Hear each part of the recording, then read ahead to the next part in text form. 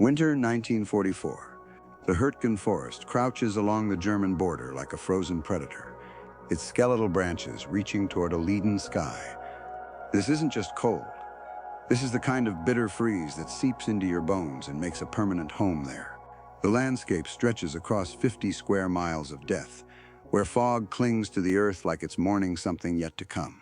In the distance, the percussion of artillery creates a rhythm that never stops, a drumbeat of destruction that becomes the forest's heartbeat.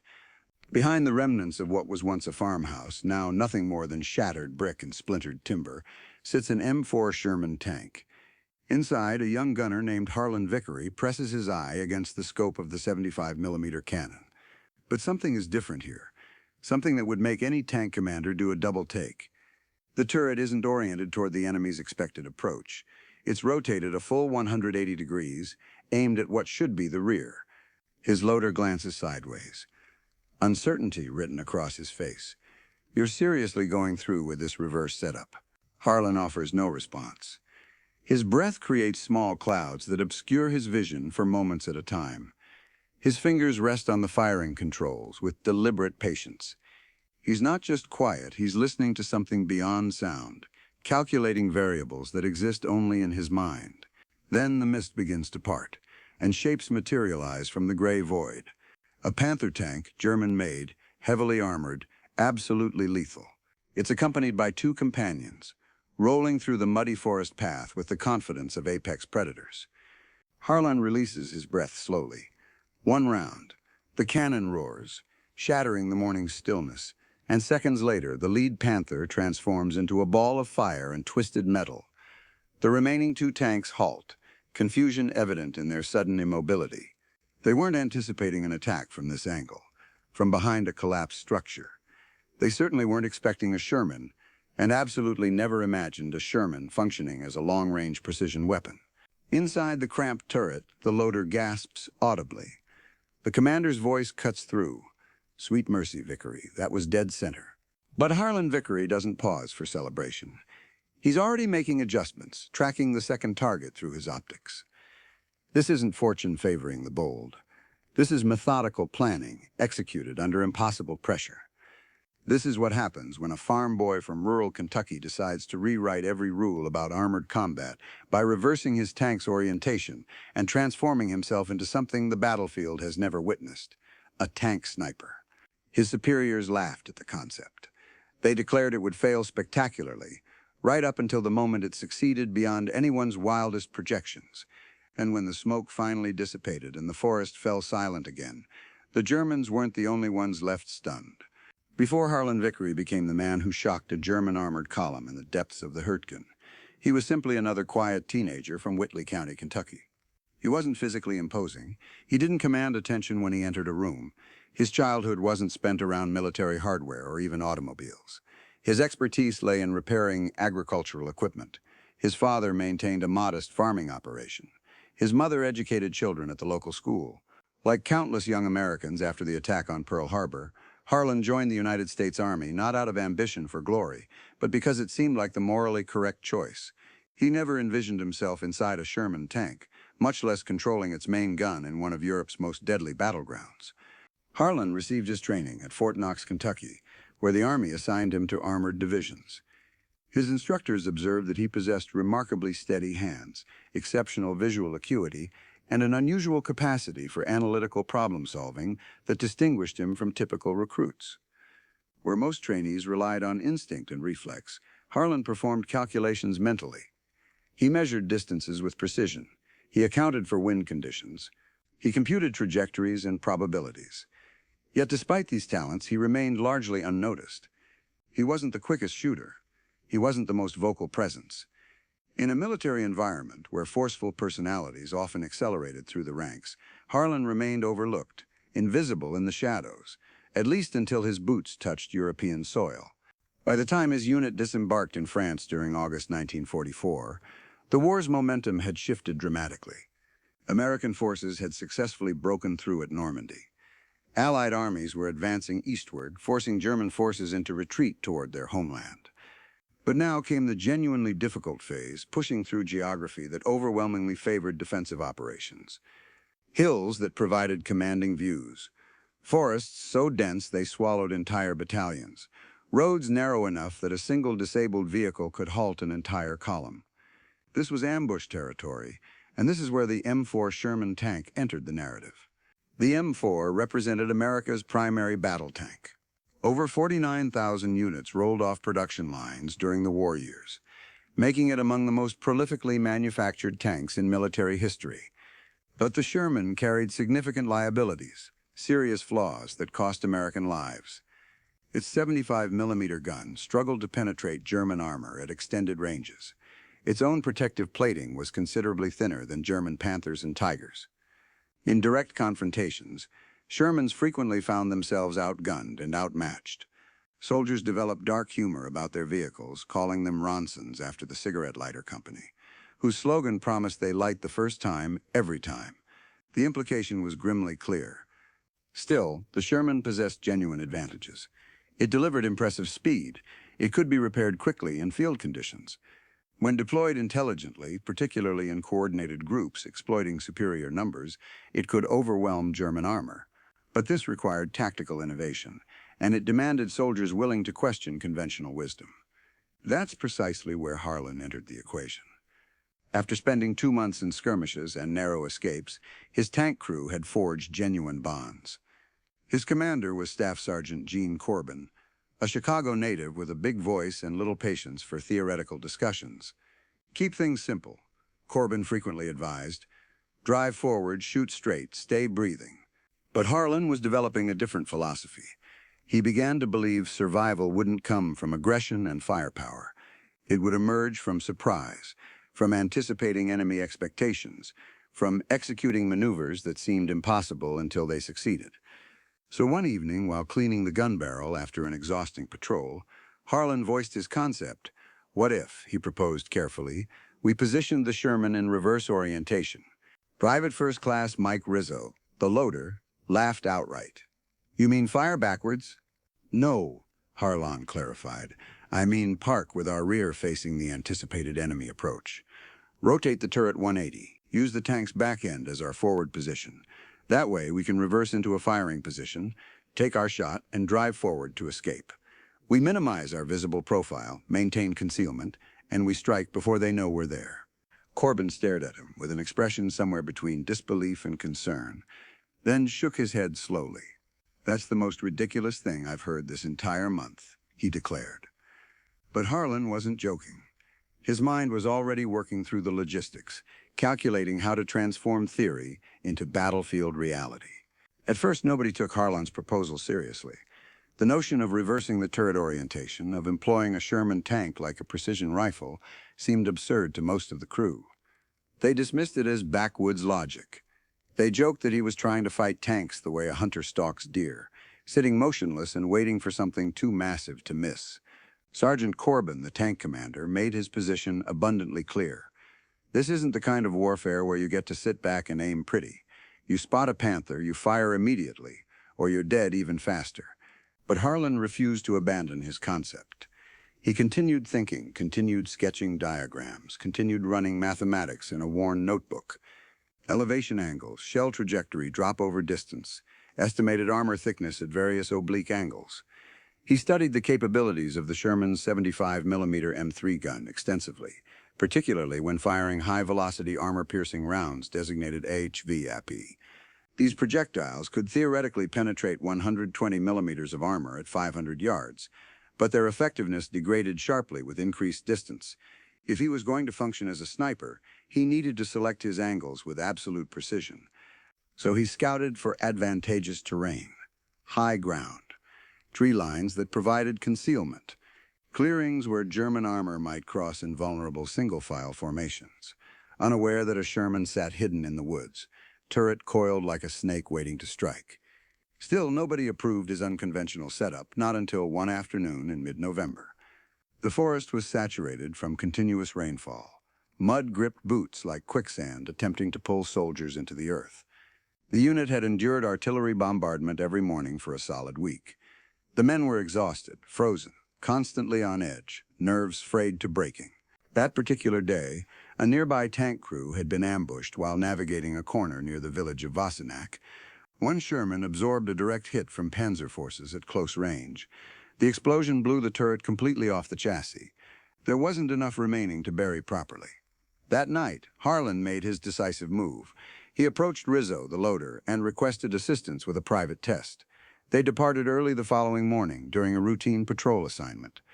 Instead of assuming the standard forward position, Harlan directed them to pull back into a stand of trees overlooking a small clearing, the type of open ground Germans frequently used for repositioning armor.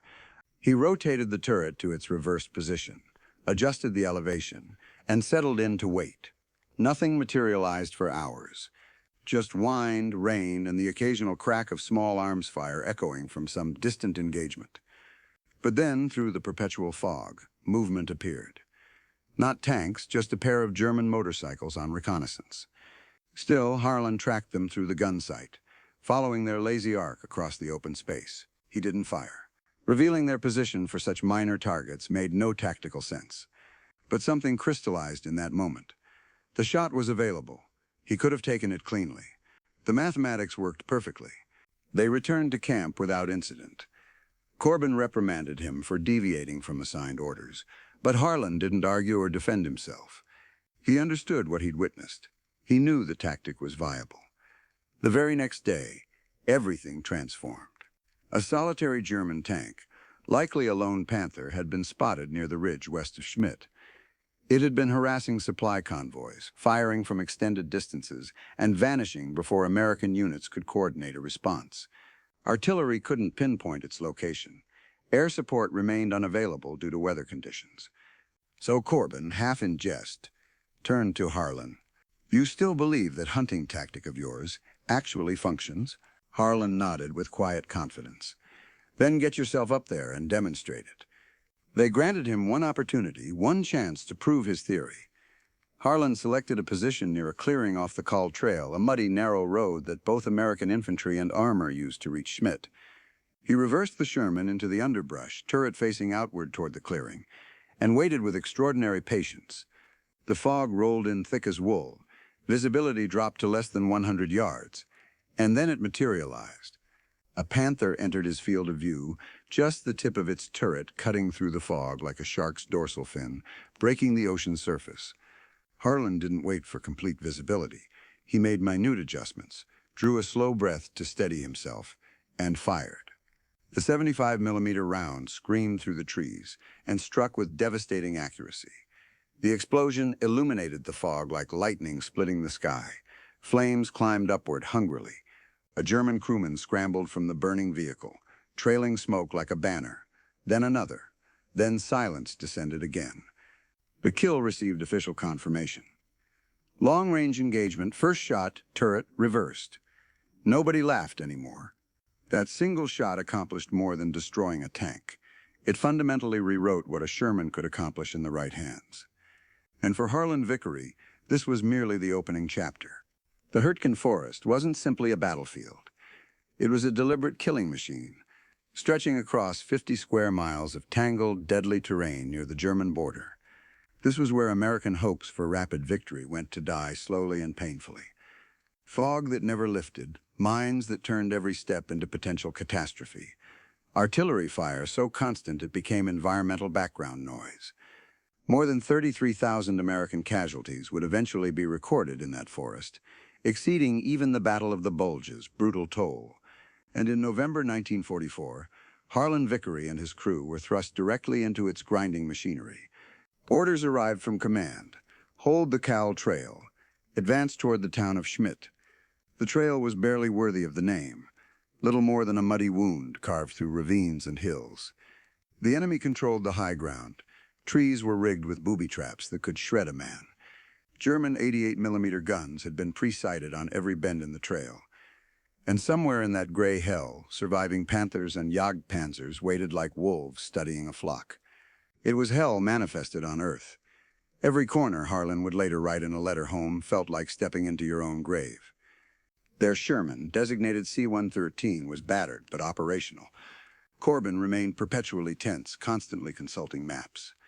Rizzo, the loader, abandoned his usual jokes entirely, and Harlan grew increasingly silent, his focus intensifying. He wasn't experiencing fear exactly, he was preparing mentally. Because this time he possessed a comprehensive plan. The success of his reverse turret shot hadn't been random fortune. He'd studied the terrain methodically, calculated the shot precisely, chosen his angle with deliberate intent. Now he wanted to expand the tactic beyond a single ambush into a comprehensive sniper strategy. His concept involved identifying a bottleneck, a location where German tanks would be forced to reduce speed, execute turns, or expose their vulnerable flank armor. He discovered such a position near the ridge above Weißer Creek. The terrain there dropped sharply, creating a natural funnel. To navigate through, enemy armor would need to turn and cross exposed ground. Harlan proposed establishing a camouflaged position near the tree line, turret reversed, hull angled slightly to protect their weaker rear armor. It violated standard doctrine, but it wasn't quite mutiny either. Corbin hesitated, clearly torn. This is a Sherman Vickery, not a precision rifle mounted on tracks. I understand that, Harlan replied evenly. But if we attempt to engage them frontally, they'll cut us in half before we can fire twice. After hours of tense discussion, Corbin relented conditionally. One opportunity. You miss, and we're retreating immediately. They moved into position before dawn broke. The forest was utterly silent, dead silent. The only sounds were distant water dripping, and the occasional snap of a frozen branch surrendering to gravity. They positioned C-13 in a depression behind a pile of fallen timber.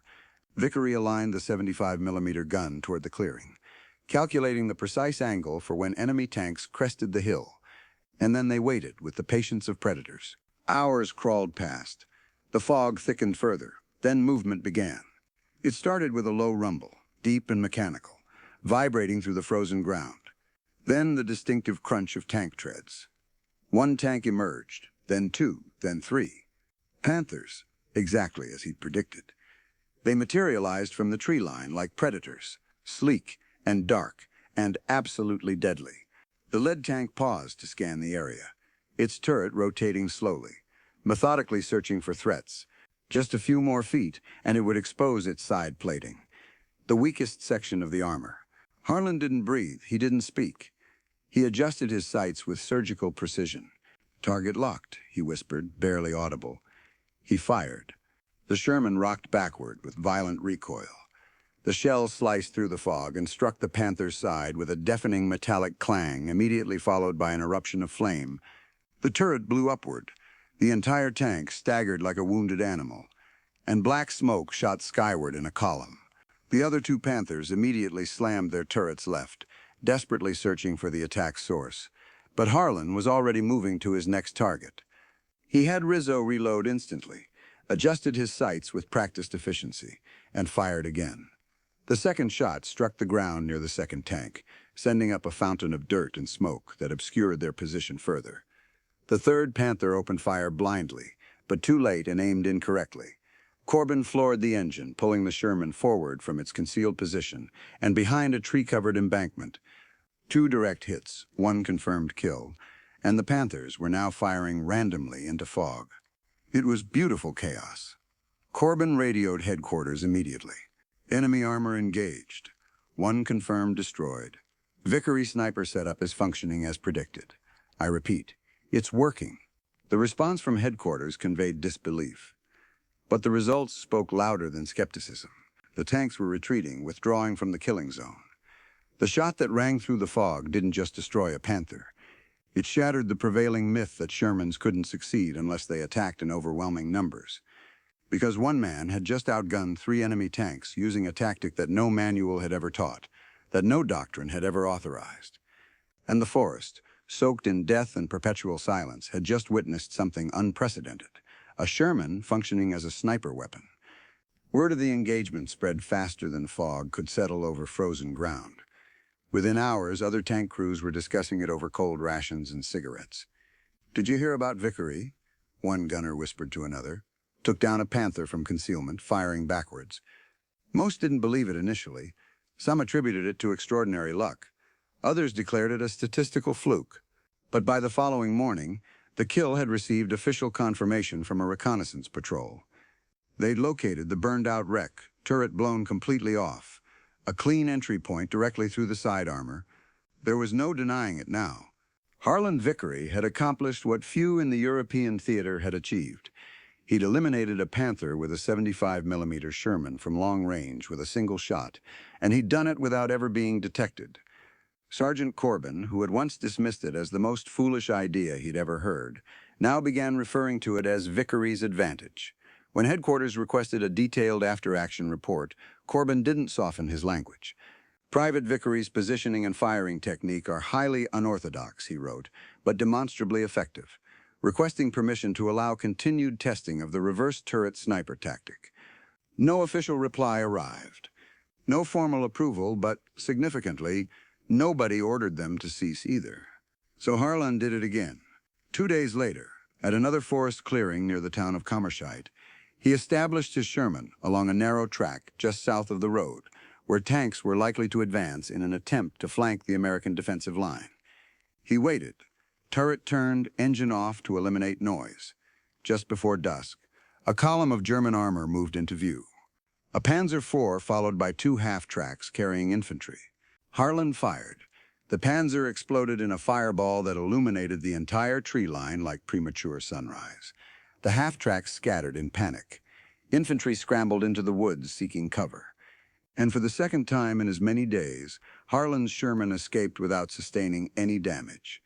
By now, his crew was completely convinced. Rizzo started calling the tank the Kentucky Rifle.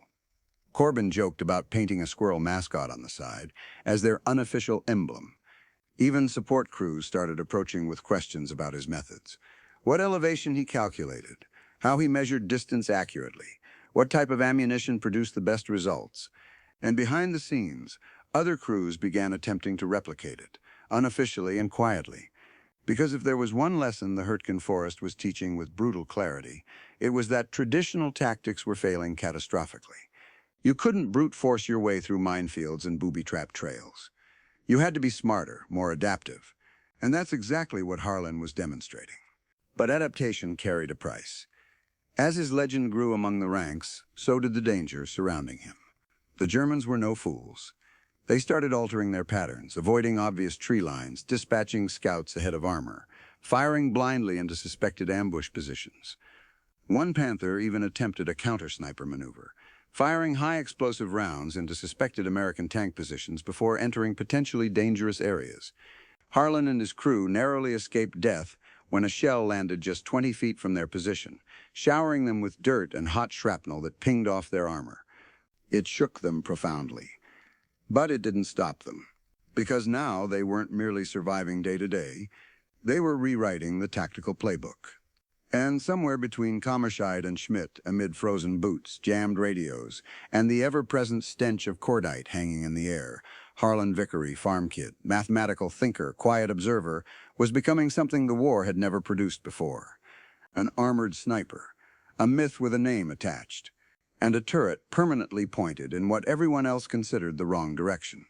November 26, 1944, the day the forest exploded with unprecedented violence.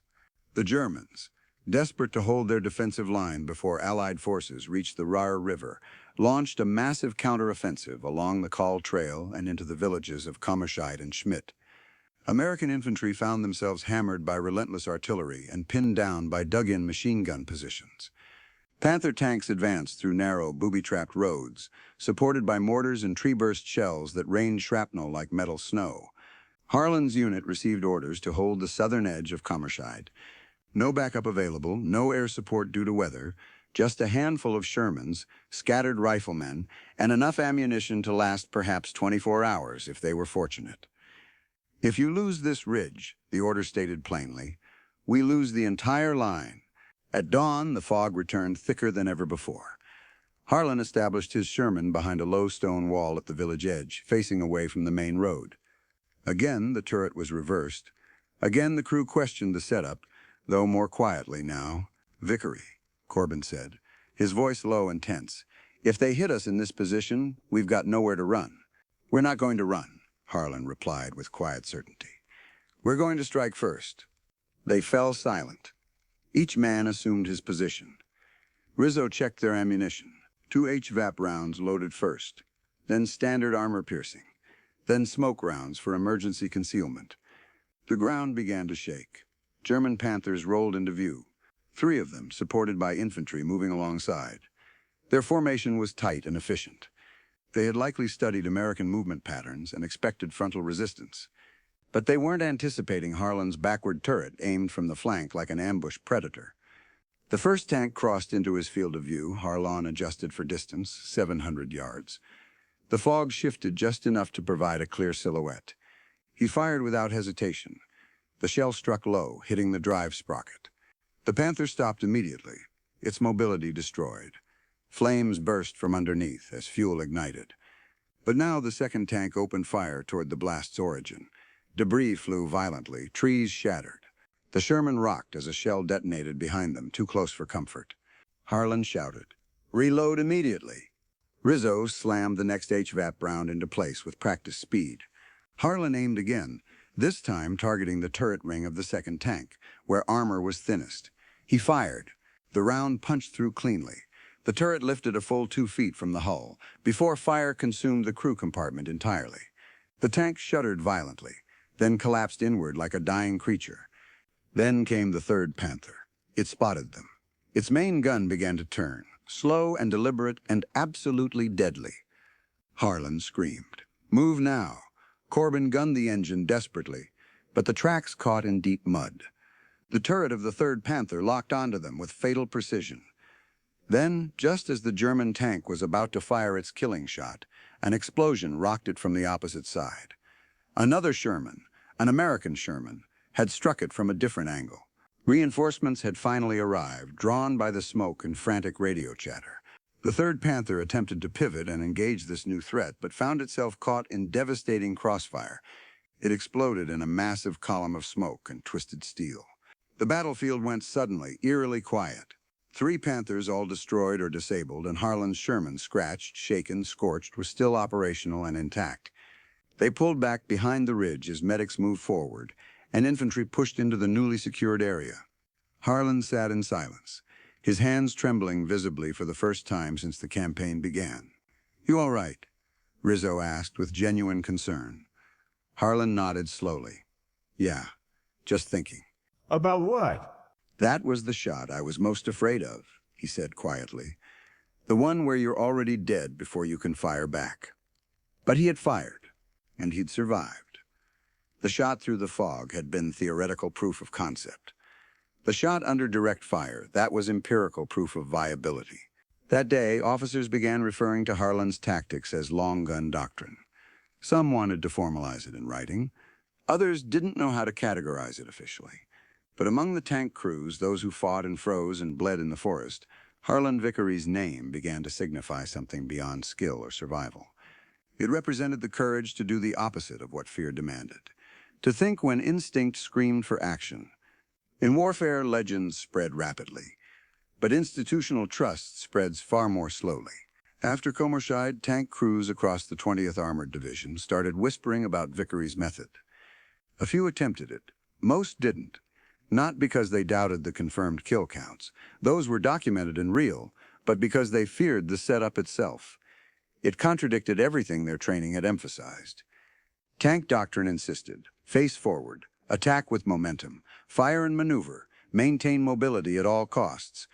What Harlan was executing, reversing into position, remaining stationary, turret turned backward, felt suicidal to conventionally trained minds.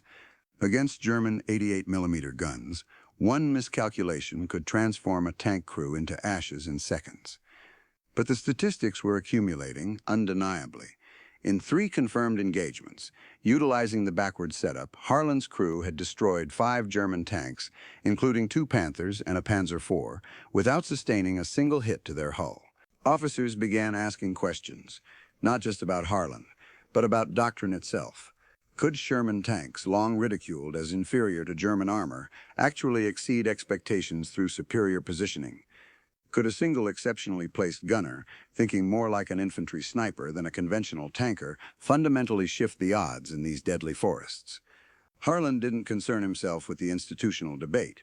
He cared about the men inside the tank. He cared about returning alive. And most importantly, he cared about not wasting ammunition. He told a junior crew one evening over cold stew, "You don't fire unless you're certain." Every shell costs more than metal and explosives. It costs time, it costs noise, and it costs your position. So you wait, you breathe, you calculate. That's what distinguished Harlan from others. Most gunners shot by instinct and training, Harlan shot by deliberate thought and mathematical precision. But with growing fame came increasing friction. One senior officer, Colonel Bennett, dismissed the tactic entirely during a briefing. Turning your turret backwards is an excellent method for dying while looking the wrong direction. He stated, "This war is about mobility and aggression, not hiding like frightened animals in the brush." When Harlan heard about these comments, he didn't respond with anger. He simply replied, "With all due respect, sir, frightened animals don't remain stationary when panthers roll into view." The room fell completely silent. Corbin backed him immediately. So did two other tank commanders who'd witnessed the results firsthand. And slowly, piece by piece, the brass began to permit situational flexibility in armor engagements. Unofficial language that effectively gave crews authorization to replicate what Harlan had created. By December, at least 4 other crews in the division had begun using modified versions of the backwards sniper setup. 2 scored confirmed tank kills using the method. One crew in the 77th Tank Battalion credited the tactic with saving their lives during an ambush west of Hürtgen. They used a collapsed barn as cover, reversed their turret, waited with discipline, and eliminated a Jagdpanzer as it crept past their position. Unofficially, they named their tank the Vickery Special. But for Harlan, recognition was never the objective. He still cleaned his cannon barrel by hand every night without fail. He still maintained his battered notebook, tracking each shot with its angle, distance, and result. And every time they relocated to a new position, he scouted the terrain like analyzing a chessboard, searching for fields of fire, identifying blind spots, planning escape routes. He had evolved beyond being merely a gunner. He was a tactician, operating within a steel shell. And in a war where lives were measured in inches and fractions of seconds, that transformation made him dangerous, not just to the enemy, but to outdated thinking itself. Because this boy from Kentucky was accomplishing more than destroying enemy tanks. He was fundamentally changing how American armor thought about engagement, positioning, and survival. By this point, Harlan Vickery was known throughout the battalion, not simply as an exceptional shot, but as something entirely different, a quiet force, a thinker operating in a world of noise and chaos. But behind every legend exists a cost that statistics don't capture. December arrived with harsh intensity. Snow began blanketing the forest in white that looked peaceful but concealed death. The cold wasn't merely physical. It was spiritual, psychological. Morale plummeted across units. The fighting dragged endlessly forward. Mud froze into jagged ice that tore at equipment and flesh. Frostbite claimed fingers, toes, entire limbs. Even the mighty Panthers began stalling from engine failures in sub-zero temperatures.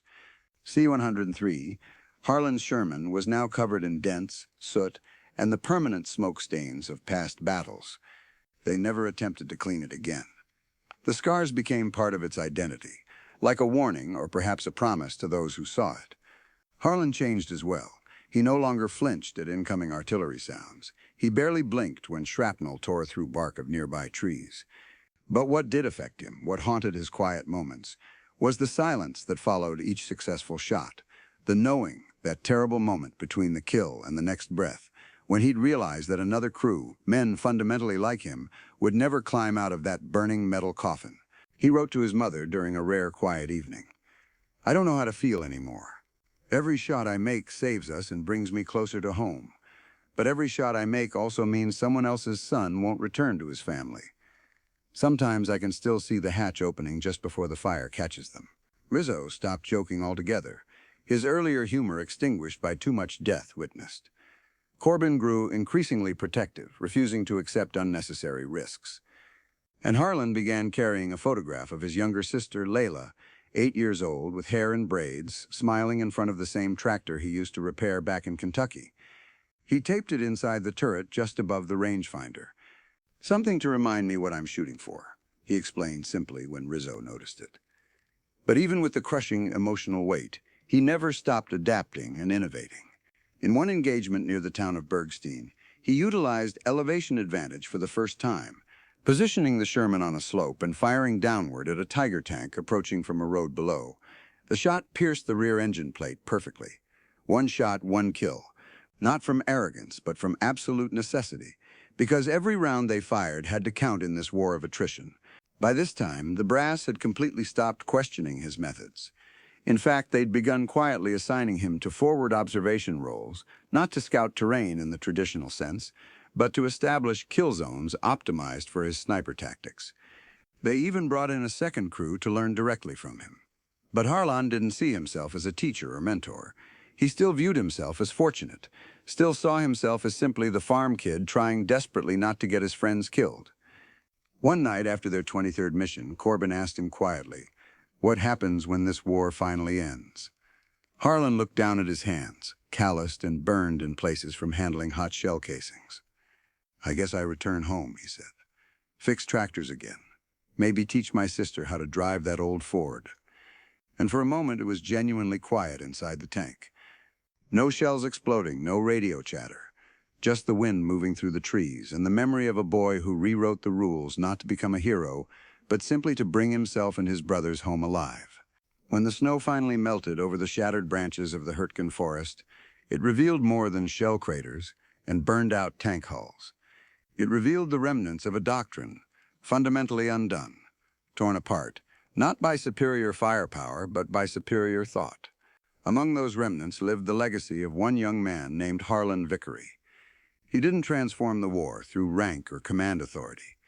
He had no battalion bearing his name, no officially patented tactic, no battlefield designated in his honor. But what he possessed was something far rarer and more valuable, a mind that absolutely refused to accept that things had to be done the way they'd always been done. The official after-action reports never used his name specifically. They referenced innovative turret positioning, nonlinear tank deployment, and asymmetric armor utilization. But the crews who returned home alive didn't care for sanitized language like that. They simply said he showed us we could fight smarter, think differently, survive longer. By early January 1945, Harlan's tactics had spread beyond rumor and whispered conversation. Some commanders quietly instructed their crews to scout like infantry snipers, to treat terrain as protective cover rather than obstacles, to fire not first but best, to wait for the perfect shot rather than the immediate one. And yet Harlan wasn't present to witness this transformation. After a third near miss, a shell that obliterated the crew of the Sherman, positioned directly beside his, men he'd eaten breakfast with that morning, he requested to be rotated out of combat operations. Not because fear had finally claimed him, but because he'd witnessed too many good men die just inches away from him, their screams still echoing in his dreams. He had proven what he'd set out to prove. He had saved lives through innovation. So they granted his request and let him go. When he stepped off the train back in Kentucky in the spring of 1945, no one saluted, no one cheered or threw a parade. His little sister ran up and wrapped her arms around him like she'd never let go. His father handed him a wrench without ceremony. His mother simply set another plate at the dinner table. And that, Harlan would always say, was the finest kind of welcome a soldier could receive. He never constructed a career from what he'd accomplished in that frozen forest, never wrote a memoir or gave interviews, never called himself a sniper or a hero. But if you happened to drive past the Vickery place in the 1960s, you might have noticed an old artillery shell on the mantel, polished clean, empty of explosives, rendered harmless. And if you'd possessed the courage to ask about it, he'd offer a small smile and say simply, "That's the one that allowed me to come home. Nothing more, nothing less." It's remarkably easy in retrospect to glorify warfare through statistics and numbers. Tanks manufactured, battles won, enemies eliminated. But stories like Harlan Vickery's remind us that war is fundamentally not about volume or overwhelming force. It's about decisions. Micro-decisions made in fractions of seconds. Quiet, calculated risks undertaken by men whom nobody notices until it becomes too late to forget them. Harlan didn't achieve victory through superior firepower. He won through an absolute refusal to accept the obvious answer, the conventional solution. He asked a question that nobody else possessed, either the courage or the apparent foolishness to ask. What if I simply turn the turret around? What if I challenge every assumption about how this weapon should be deployed?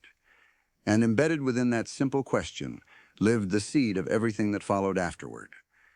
Lives saved that would have been lost. Minds changed that would have remained rigid. And a completely new way of thinking born not from a textbook or training manual, but from the gut instinct of a terrified young man sitting inside a steel box, refusing to die the way everyone expected him to. Perhaps that represents the genuine legacy of soldiers like Harlan Vickery. Not the raw number of enemy kills recorded in official documents, but the number of American lives that didn't have to end prematurely. Because one man made the conscious decision to examine the battlefield from a completely backwards perspective. Because one farm boy from Kentucky decided that survival required not just courage, but creativity. Not just following orders, but questioning whether those orders represented the only possible path forward. The Sherman tank would continue serving throughout the remainder of World War II and beyond, eventually becoming a symbol of American industrial might and military determination. But in the frozen forests of Germany during that terrible winter of 1944, it became something else entirely in the hands of Harlan Vickery. It became a precision instrument, a sniper's rifle mounted on treads, a philosophical statement that intelligence could overcome raw power, that positioning could defeat superior armor, that thinking differently could mean the difference between a burning wreck and a crew returning home. The German tank commanders who survived encounters with Vickery's backward-facing Sherman reportedly shared stories among themselves, confused and frustrated by an American tactic that seemed to violate every principle of armored warfare they'd been taught. How could a Sherman, universally regarded as inferior to the Panther, consistently achieve first-shot kills from concealed positions? How could American tankers, supposedly less experienced and less skilled, be outmaneuvering veteran German crews? The answer, had they known it, would have been simultaneously simple and profound, because one man refused to fight the war everyone else was fighting. In the decades that followed, military historians and tactical analysts would study the Hürtgen Forest campaign extensively, documenting its failures and its occasional successes. Some would note, almost in passing, the emergence of unconventional Sherman tactics during the winter months. A few might reference innovative positioning strategies that improved kill ratios, but most would never know the name Harlan Vickery, would never understand that behind those dry statistics lived a real person who made real choices under impossible pressure. And perhaps that's appropriate.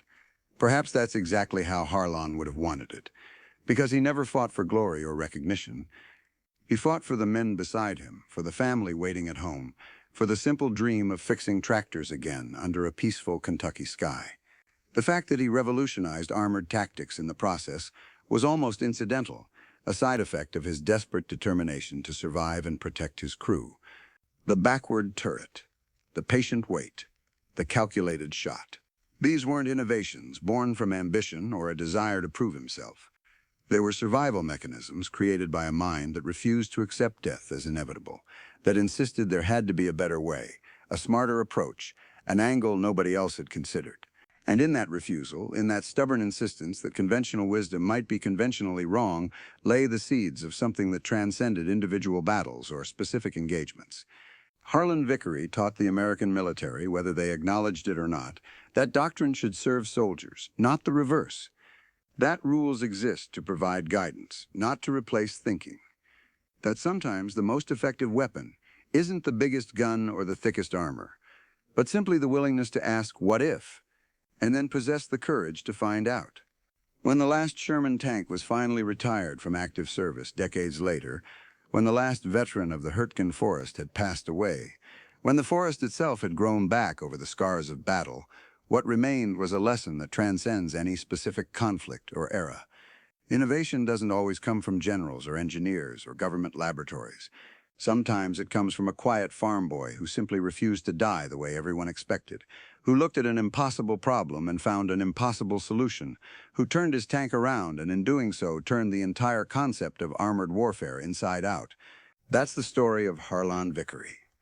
Not a tale of superhuman heroism or impossible odds overcome through sheer will, but rather the story of an ordinary person who, when confronted with extraordinary circumstances, chose to think rather than simply react, chose to calculate rather than simply shoot, chose to survive through intelligence rather than simply hope luck would favor him. And in making those choices, he didn't just save his own life and the lives of his crew. He proved something that every generation needs to learn anew. that the most dangerous weapon on any battlefield isn't steel or explosives, but an unconventional mind willing to challenge every assumption. The Sherman tank, they called C-113, survived the war. It was eventually shipped back to the United States, processed through a depot, and likely melted down for scrap metal to build something else. Something peaceful. But the idea that tank represented the revolutionary concept that Harlan Vickery brought to life inside its cramped turret, that could never be destroyed or melted down or forgotten by those who witnessed it. Because ideas, unlike tanks, don't rust. They don't break down or become obsolete. They simply wait, patient and immortal for the next person brave enough to pick them up and carry them forward. And somewhere, in every military that studies history and learns from the past, Harlan Vickery's backward turret still points toward the future, still asks the same revolutionary question it asked in that frozen forest so many decades ago. What if we simply looked at this problem from a completely different direction? That question, more than any medal or commendation, more than any official recognition or historical footnote, represents his true legacy. A legacy measured not in enemy tanks destroyed, but in minds open to possibility. Not in battles won, but in lives saved through creativity. Not in following the established path, but in having the courage to forge a new one, even when, especially when everyone around you insists it can't be done. The boy from Kentucky who became a tank sniper. The farm kid who rewrote doctrine. The quiet thinker who proved that sometimes the most effective way forward is to face backward. That's Harlan Vickery's story. And it remains as relevant today as it was in that frozen forest in 1944. A reminder that innovation doesn't require permission, that effectiveness matters more than convention, and that sometimes the most important question anyone can ask is simply, what if everyone else is wrong?